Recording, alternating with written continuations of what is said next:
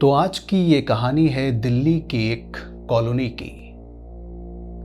Weekend चल रहा था, सैटरडे का दिन था। रात के तकरीबन 8-9 बजे का वक्त रहा होगा। धीरज की ऑफिस की छुट्टी थी अगले दिन और धीरज इसीलिए अपने घर में आराम से बैठकर टीवी देखते हुए ड्रिंक कर रहा था। और तभी धीरज की माँ की तबीयत अचानक खराब हो गई। धीरज की माँ बहुत बीमार थी, उन्हें बीपी, शुगर जैसी कई बीमारियों ने घेर रखा था। इससे पहले कि देर हो जाती, धीरज ने वक्त गवाए बिना अपनी मां को कार में बैठाया और उन्हें हॉस्पिटल ले जाने लगा। पर जैसे ही कॉलोनी के सर्विस रोड से वो टर्न ले रहा था, एक 7 साल की बच्ची तेजी से भागते हुए आई और उसकी कार से टकरा गई। ये टक्कर इतनी जोरदार थी कि वो लड़की रगड़ते हुए एक लोहे के गेट में जा घुसी। पूरी कॉलोनी में हंगामा मच गया। जब लोगों ने धीरज को उस कार से बाहर निकाला तो पता चला कि धीरज ने तो शराब भी रखी है। पहले उस बच्ची को हॉस्पिटल पहुंचाया गया और उसके बाद धीरज को पुलिस के हवाले कर दिया गया। इस बच्ची का नाम राशि था। ये मुंबई की रहने वाली थी और दिल्ली में यहाँ अपने नाना नानी के घर आई हुई थी।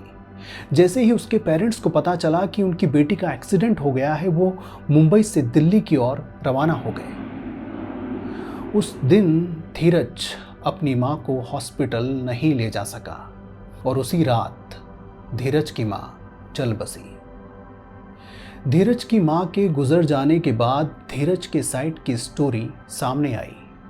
ये पता लगा कि किस तरह से उस दिन धीरज की मां की तबीयत अचानक खराब हो गई थी और किस तरह धीरज उन्हें हॉस्पिटल ले जाने की कोशिश कर रहा था और तभी ये हादसा हो गया।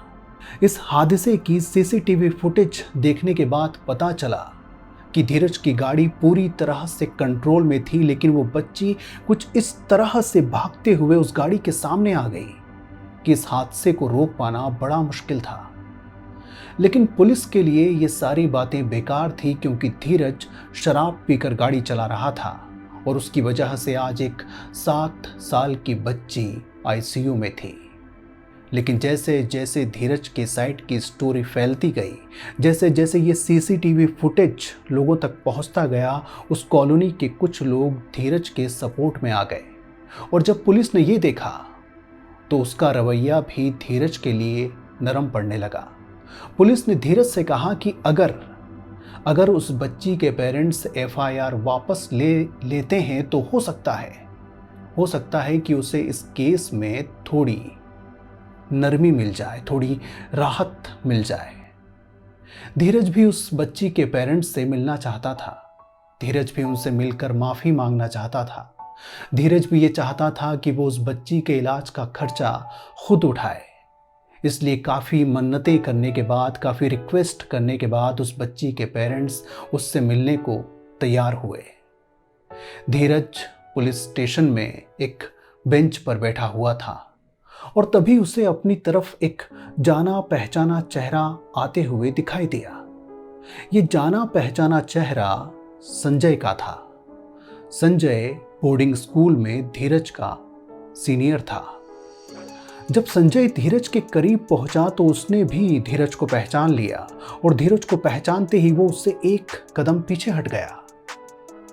जब संजय को ये बताया गया कि धीरज ही वो आदमी है जिसकी कार से उसकी बेटी का एक्सीडेंट हुआ है, जिसकी वजह से उसकी बेटी आईसीयू में है, तो संजय का चेहरा पीला पड़ गया।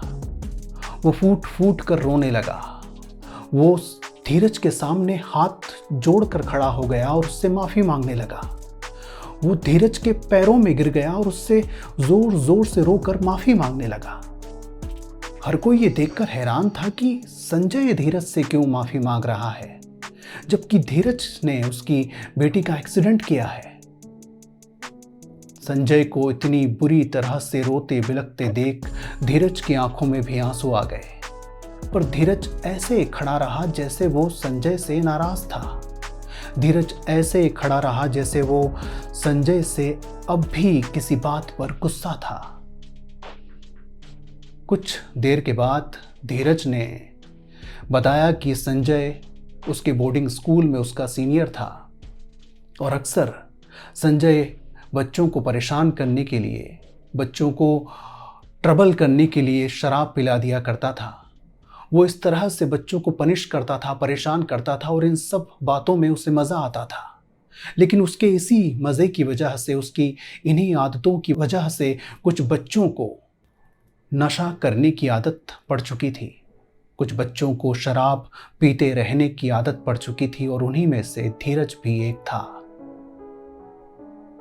जब संजय की वाइफ को ये बात पता चली तो उसने धीरज पर की गई एफआईआर को वापस ले लिया, उसके केस को वापस ले लिया। लेकिन कई महीनों की कोशिश के बाद भी उस 7 साल की बच्ची को बचाया नहीं जा सका। आपको क्या लगता है, उस 7 साल की बच्ची को किसने मारा? धीरज ने या फिर संजय ने? उस बच्ची की मौत एक्सीडेंट की वजह से हुई या फिर संजय उसे बहुत पहले ही मार चुका था? जिंदगी की यही बात बहुत अच्छी भी है और यही बात बहुत बुरी भी है कि जिंदगी अपना सर्कल ज़रूर पूरा करती है, फिर उसके लिए चाहे कितना ही इंतज़ार क्यों ना करना पड़े, फिर उसके लिए चाहे कितनी ही बड़ी कीमत क्यों ना चुकानी पड़े।